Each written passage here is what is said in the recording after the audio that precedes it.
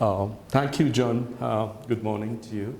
I'm going to read from a printed text because I think my jet lag is slowly beginning to take over in a way, and I don't think I could read from the screen.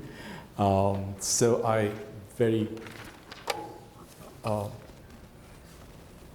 decided in the morning that I would print out my paper and I would read from it. I'm going to take you to a very different world and to a very different discourse about water. And it's, as John pointed out, halfway across the world to the eastern Himalayan foothills. The strangest thing in the universe, and we'll start with the video that BBC produced about, 3 or 4 years back. And we'll watch the video.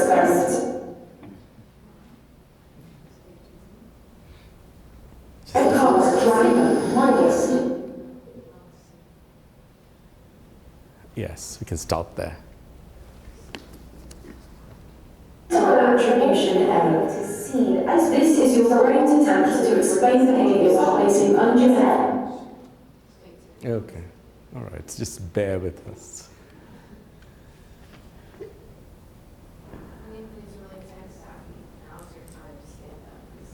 Want to help? It sounds like there might be 2 videos going on at once.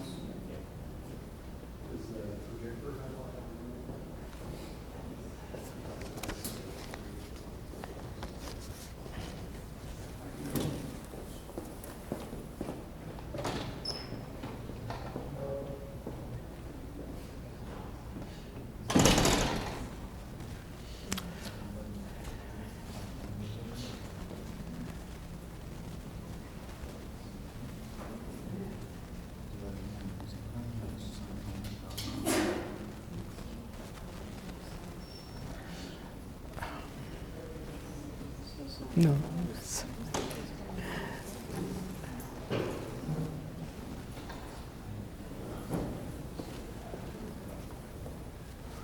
So Anindyo continued and they were confident that they would craft a required molecular structure.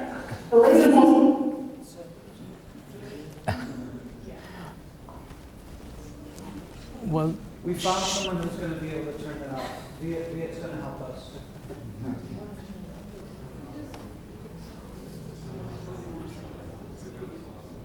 There's 2 things playing simultaneously. yes. We're trying to play a video, but there's something else currently playing with unmuted. And we're not sure what it is.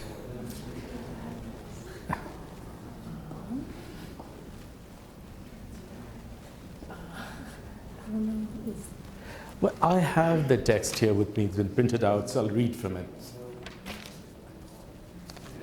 Should we do that? Okay.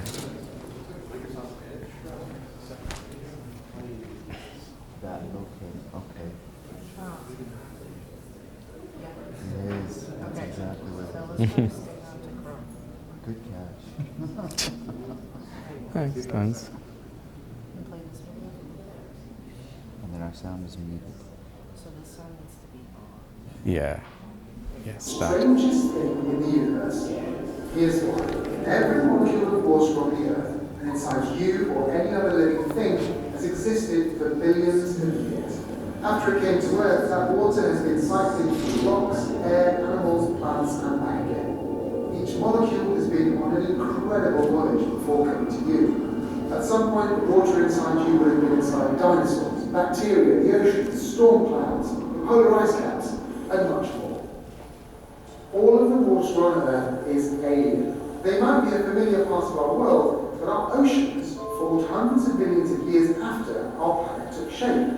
The water arrived on asteroids and comets from space, objects from the edge of our solar. They were leftovers of the vast clouds of dust and rocks. Didn't quite make it into planets. This is the origin of all the water you can see on the Earth. Water doesn't follow the normal rules of chemistry. For a start, it shouldn't really be a liquid on our planet. A water molecule is made from 2 very light atoms, hydrogen and oxygen. And at the temperatures and pressures on the surface of the Earth, rules of chemistry say that water should be a gas. And unlike any other chemical, when water freezes, it expands.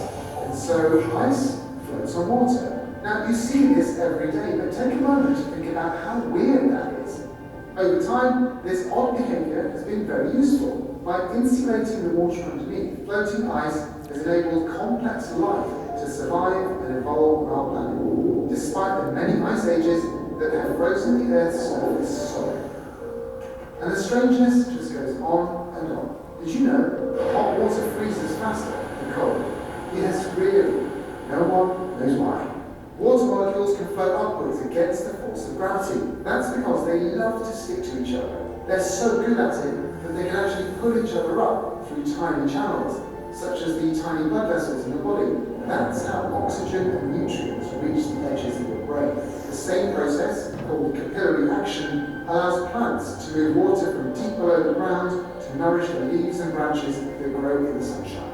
Our solar system is drowning in water. Once upon a time, we thought that we were alone on Earth with so much water, but in fact, it's the second most common molecule in the universe. We now know there's water on the Moon, on Mars, Pluto. In fact, there's H2O from almost every object in our solar system, and where there's water, there could be life. So pour yourself a glass of water now, and take a good look at this colourless, featureless, and tasteless material. It's actually remarkable. It breaks so many rules of chemistry that scientists struggle to understand it. But without its rebel behaviour, none of us, nor our world, would exist. You're only here watching this video because water is so strange. Thank you. Okay, the strangest thing in the universe. In this tale of the evolution of the cosmos and the origin of life itself, water is the key actor.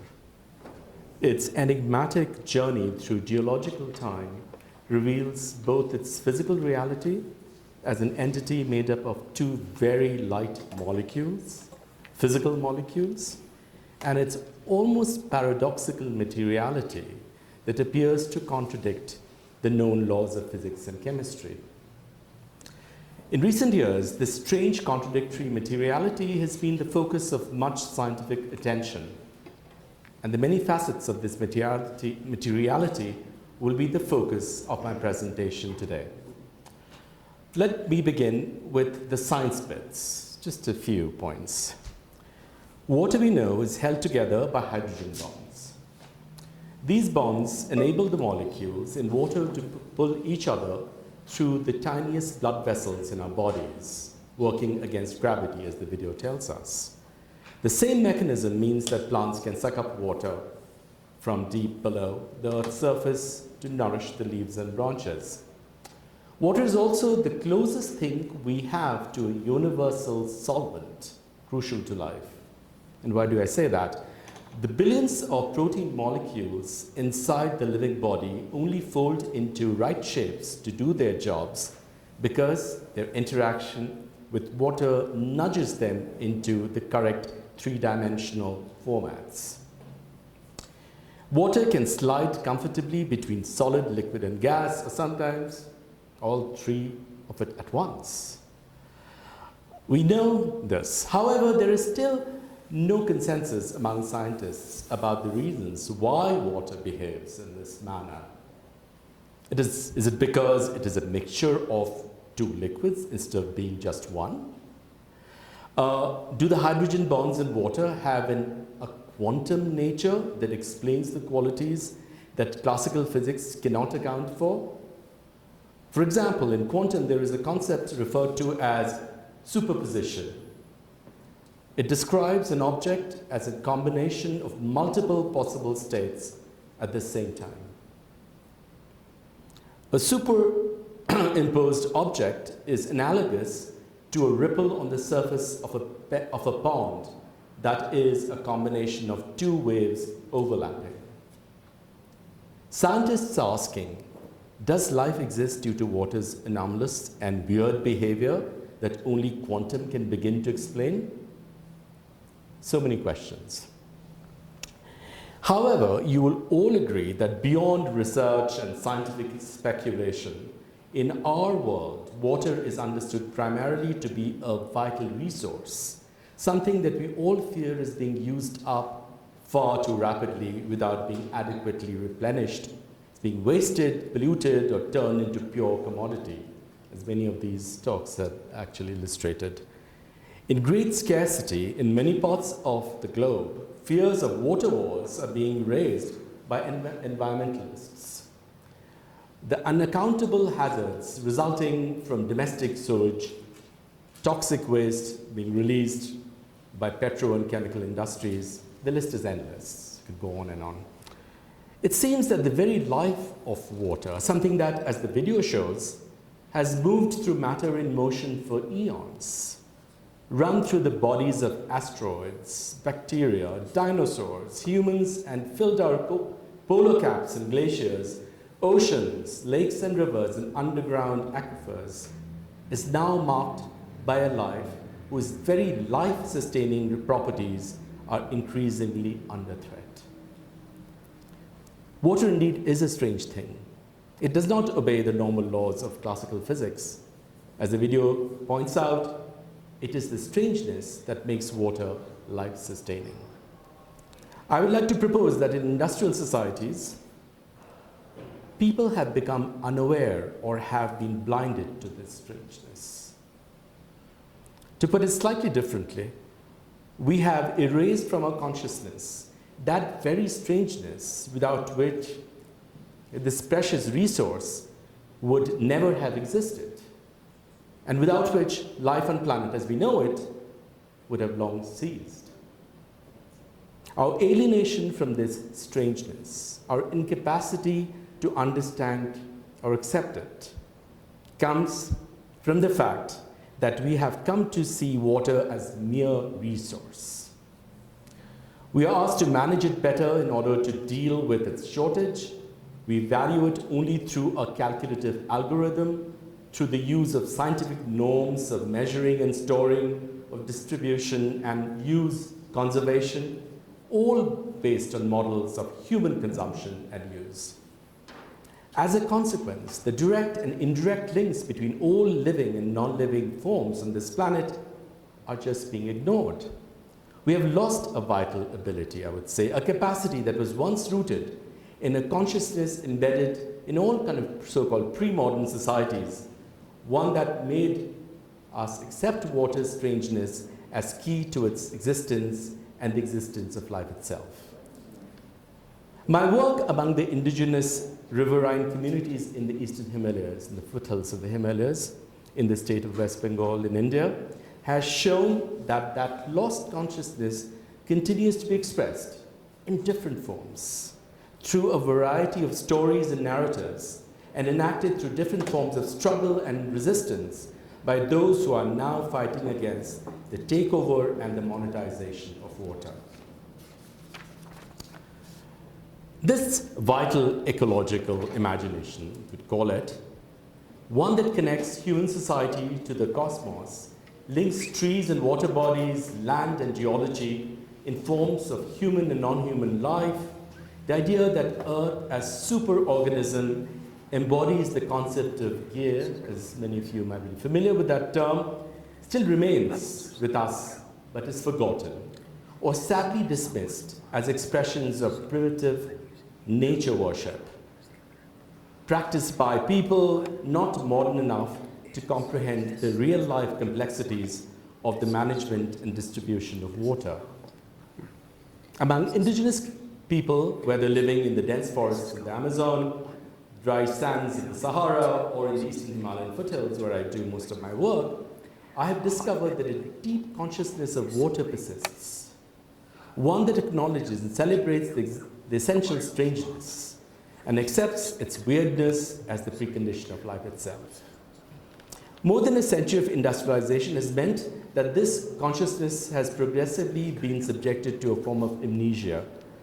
The map lodged deep within the consciousness that linked water to sources beyond the planet affirmed its materiality to be part of a larger dimension beyond what can be measured, was always part of that consciousness that I'm referring to.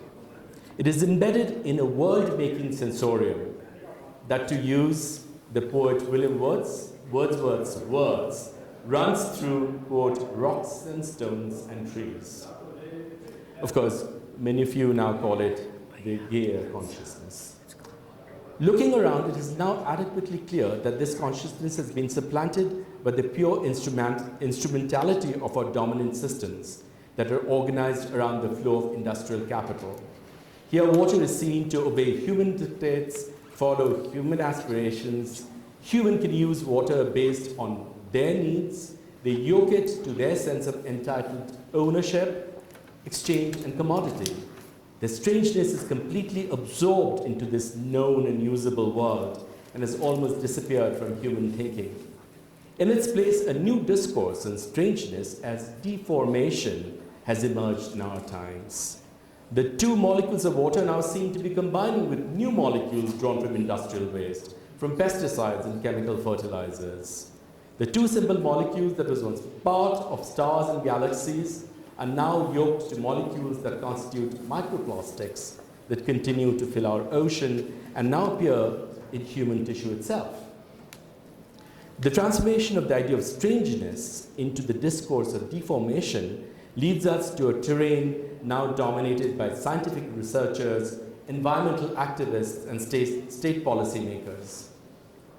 So when I call for a return to acknowledging an earlier form of consciousness, it is to restore to our present consciousness the founding awareness of the strangeness of water, to attune our ears once again to those lost narratives that are to be found among some of the indigenous groups that I work with. I've discovered that these narratives embody many of the interesting scientific principles that modern science is only beginning to excavate about the origin of water, its enigmatic behavior, the flows that transcend the notion of simple gravitational movement, about water's role in activating all forms of life beyond the one defined in purely human terms. In the past 3 years, I have moved away from the study of literature and literary history to study and support water activities and water activists operating in the Riverine region, where large hydroelectric projects are being set up, as well as extensive aquifer reactivation projects aimed at dealing with seasonal water crises are being set up.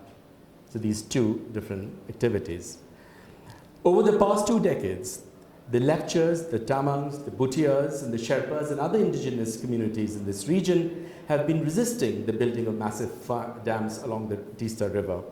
This is a river that has its source in the Himalayan glaciers, and it flows through the valleys of Sikkim and West Bengal, 2 states in India, before entering Bangladesh to join the other mighty rivers also flowing into the Bay of Bengal, and both on all rivers that have their source in the Himalayas and the Himalayan glaciers.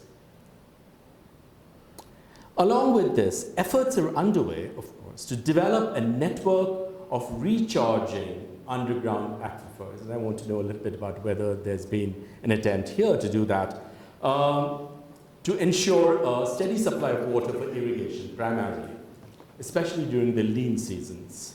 First introduced in the Western Himalayan region, the reactivation projects first entails mapping the aquifers through sonar devices and then digging trenches along their paths on the surface to allow rainwater to collect and gradually percolate and feed the aquifers, recharging the flow. All perfectly reasonable and scientific, you will agree, but there's another story lurking behind. I will begin what I heard and witnessed on the Teesta River, where the dams are being built, along with the hydroelectric dams, about 23 in number. Built on this river, an underground rail tunnel is being constructed along this river in order to connect the plains to the capital of Sikkim, which is at an elevation of 7,000 feet. What you witness is that the hydroelectric project that is linked to the national electricity grid has turned the once turbulent Teesta into a series of placid lakes, with the once quick-flowing water trapped still between the walls of the successive dams. Among the residents of the valley, the Tista has long been considered as an angry and unpredictable river. But its taming, according to the indigenous peoples, has snuffed out life. I'm using words directly from translating it from Nepali. Not only do the local people receive a very small share of the electricity generated, the project is gradually undermining the very source of life upon which the previous generations depended, namely agriculture and fishing. Excuse me. The riverine alluvial soil that was produced by the turbulence of the river is rapidly disappearing and is being replaced by the deposit of sludge that is being excavated out of the tunnels being built for the railways. The many small rivulets that flow into the Tista and that all have their source from the Himalayas, different regions of the Himalayas, are choking and aquatic life has suffered. As a consequence, the number of the golden mahasir, a species of large fish that cavorted in Tista's rough waters, are declining very, very rapidly. The wondrously changing waters of the river has been turned into a dull grey flow. For the indigenous communities, the changing colors of the Tista from turquoise to blue to a placid green in the lean season and the almost white during the monsoons has always mirrored something about the strangeness of Tista's water itself. Flowing through the cosmos for eons and through living things on earth, the water of the Tista is believed to have multiple moods, taking on the character of everything that it moves through. The waters of the Tista did not originate in the Himalayan glaciers that science tells us about. The water had traveled through stars and other celestial bodies, through space itself, eventually finding a home in the Himalayan snows. But like all magical entities, returns cyclically to its own origins. But the water of the Tista now confronts the biggest barrier of all, the concrete walls of the dam. I was told by some of the activists that one day those walls will definitely collapse. A prediction that does not seem that far-fetched, to be very honest, as the entire region is part of a seismographically unstable region that is prone to frequent earthquakes. Time is not linear here, but moves through cycles. The story goes that after finding its home in the Himalayas, the Tista first began its journey through earth, through rocks and mud, and then through the bodies of all living beings. The movement of blood through the gills of the fish, the mighty mahasir, and through the blood vessels follows the rhythm of the river itself, the indigenous people believe. The river has been dammed, and in so many places, so is the flow of blood through the gills of the mahasir. The mahasir fish will no longer be seen in the river. These are the words I heard repeatedly among the riverine communities. Easily dismissed as myth, these stories closely follow the story of water that the video highlights. What surprised me most was how often these stories were reiterated among the indigenous groups, bringing the community together. They reflected the effort to remember, in the face of loss, the wildness of the Tista. One time I came across a young lady who pointed to the tears in the eyes of a 3-year-old child and said, quote, "It is the same water that flows in the Tista. She's grieving about what is happening," unquote. A song in Nepali opens with, quote, "My tears are the tears of the Tista," not like are. "My sweat comes from these waters." A bystander exclaimed, quote, "These are tears of all people who suffer from injustice," unquote. These expressions metaphorically connect the life of water to the life of the community and to the conditions faced by those whose voices have been stifled, but who continue to express their resistance through marches, blockades, hunger strikes, and so on. The awareness that their lives are closely intertwined with the life of water. Through the miraculous and wondrous stories of water's journey through the galaxies and stars of Earth and its objects, and through human beings and all living species, belongs to a deeply held collective awareness of the extraordinary nature of water, whose loss they are mourning. Now, news from Sikkim, which is further up, about the movement called the Affected Citizens of Teesta, has reported that there are at least 5 different versions of the same song being sung at the venues where the activists have gathered to organize their nonviolent peace initiatives. Earlier, this particular organization had succeeded in drawing national and global attention to the issue of dams in the Teesta, as a result of which the organization was able to press for the first full study investigating the carrying capacity of the river basin in India. This resulted in the cancellation of close to 10 proposed dams out of a total of 20. I now draw your attention to the other side, where the stories about the strangeness of water emerged in new forms. I'm referring to the efforts, of course, of reactivating these aquifers. In the decade or so, the shortage of water has been exacerbated by climate change.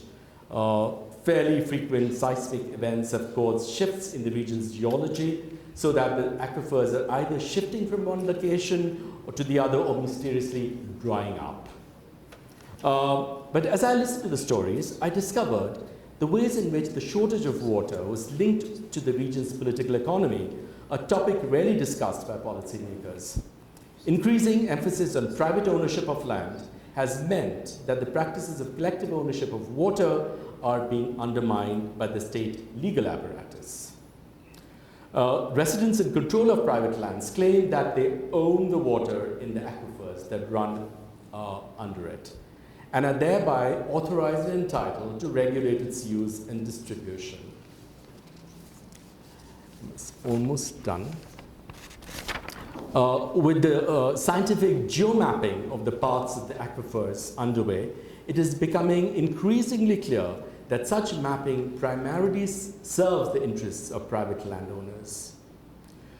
They have staked their claims even over the so-called sources and the heads of these waters, both visible outlets as well as underground streams through which water becomes part of the vast network of aquifers in this region. Many of the indigenous communities that live on the forest area and do not have papers to assert singular ownership of land have been resisting these efforts. They question the system of territoriality mapped out in these charts. They still believe that rebel water moves to uncharted subterranean stretches. Not only does water not obey the regular laws of nature, they claim, they resist the imposition of human agents controlled by the state. These beliefs are often disseminated through songs that tell the stories of sacred groves that grow on top of aquifers and can feel the pulse of water below. The sources dry up, they believe, because the sacred mountain that serves as a home for these groves have their own system of directing the flow of water. In fact, many of the workers in charge of digging those trenches for the aquifer project pointed out that the sacred groves, some of which now fall in private hands, have traditionally been in the hands of community grove keepers. It is known among conservationists that these groves have a greater watershed value in terms of water yield and quality than other types of landscapes. The vegetative cover also helps in recharging the aquifers, also improve soil stability and prevent soil erosion. The stories that circulate among indigenous communities are based on the belief that a community of trees stand as guardians of water. These include indigenous varieties found in the groves in the Himalayan region: turnip root, chevril, Himalayan cedar, Indian barberry, Himalayan firethorn, and Indian valerian. Their water-conserving power is, of course, supported by modern science. The main enemies of the community of the trees, the indigenous people claims, are the tall pines planted by many landowners for commercial use. And these pines were introduced by the British colonial authorities in the 19th century for commercial use, because they're fast-growing, can be easily harvested. Pines, the story goes, serve as barriers to the cosmic flow of water. In fact, in some versions of these beliefs, as a result of the destruction of sacred groves, water turns into something else. into a form that loses its ability to move between worlds and instead turns into a fixed, unmoving, static entity. In fact, like the large dams in the Tista, the pines, instead of being protectors, turn into demonic wards. There are more stories that are woven into the system of chants and worship performed at the sacred sites, also in smaller monasteries in this area. The invisible subterranean aquifers follow the path of thunder and lightning, directing rebel particles from the cosmos towards the earth, that they move like the vital fluids that circulate within the body of living beings, that although liquid, the water in aquifers can mysteriously slide between air and solid earth to preserve the nourishing energies of the earth, and they refuse to obey the claims of individual ownership over them because they belong to a larger force concerned with upholding the sovereignty of the collective, people who have inhabited the land for ages. These belief systems help indigenous communities to organize their resistance to modern instrumental uses of water and are reiterated as ritual chants and songs, and have also found their way in some of the legal cases, interesting enough, that have come up in the local courts. In the past 1 year, the state authorities have put a stop to the pumping of water by pumps as a result of community resistance. The discursivity of these belief systems embraces both water's social, mystical, and ecological significance, and highlight the fact that the impalpable life of water forces us to look at this valuable resource not as a thing out there, but something that inhabits a different, non-binary kind of corporeality. That it belongs to all living species and even to the non-living entities around us. Commenting on contemporary water politics, the famous Indian environmentalist Vandana Shiva has said, quote, "Although 2/3 of our planet is water, we face an acute shortage of water. That water crisis is the most pervasive, most severe, and most invisible dimension of the ecological devastation of the earth itself," unquote. Something is very, very wrong when people don't have access to drinking water and Coca-Cola creates its market out of that scarcity. As a worker in the field, I've seen a voice resonate in myriad forms through stories told by indigenous peoples of this region in the Himalayas, narratives that consolidate the autonomous identity of indigenous people, their rights, issues that are closely linked to the special social and mythical and political valences of water that we have often overlooked. Thank you.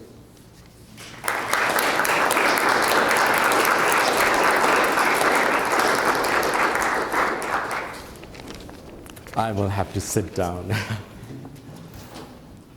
Any questions? Yes. Yes. How do we get a copy of this excellent paper? I could send it to you. Okay. Yes, thank you very much. It's, it's part of a longer paper that I'm working on. I kind of mapped it out so that I could do it in 20 minutes. Yes. Video also, is that, you can find Yeah, you can find it on YouTube. Well, it's interesting because around the time I discovered this video, I was recording these stories. And I suddenly found this strange kind of correlation between, what was recorded as kind of scientific, discoveries about this enigmatic, call it water, and what I've been hearing, and I couldn't make sense of. I just thought it was like myths. Like myths, they worked on kind of different levels, a metaphorical level, but also a very corporeal level in a way, right? And I think this video allowed me to join those dots.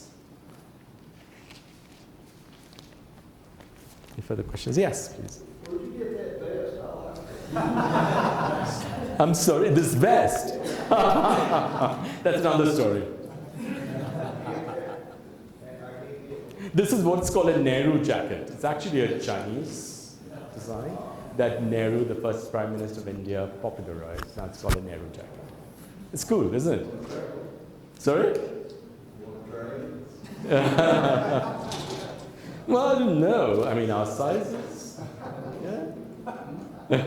Thank you. Yes. It's more like a comment. I'm from Colombia, and from Andes region, nearby what we call Paramos Alpine Tundra, I think is the English name. And the abundance of water, it has been our own condemnation in a way. Part of the conflict in the last 70 years, people might say it's political and, struggling, peasant struggles and absolutely. against the government. But I will mostly say when you go, I'm an anthropologist, when you go and talk to people in these very abundant water places, there is a key connection, but also a key conflict there. Water is also, from water measures, tons of conflict. And when I listen to your story, it's so quite connected. I wonder among all those stories you have gathered as an activist, and how you wonderfully put it there. If you get to see, like we do in Colombia, that there is a point like people are trying to make sense of all this, but it's becoming more and more difficult because the ways of surviving in these days it's so hard. So they ended up like giving up their struggles and turning into whatever new project of endless industrial. No, absolutely. They join, they say, Well, many of them are actually getting into public litigation. They are working at the level of law.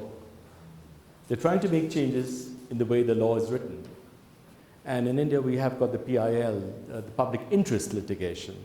And a lot of these things are slowly finding their way into it. Because in many ways, under colonialism, our entire legal structure was changed, right? So collective ownership of land, was accepted, but then there was the legal system overruled many of that. But I think there's been a turn back now.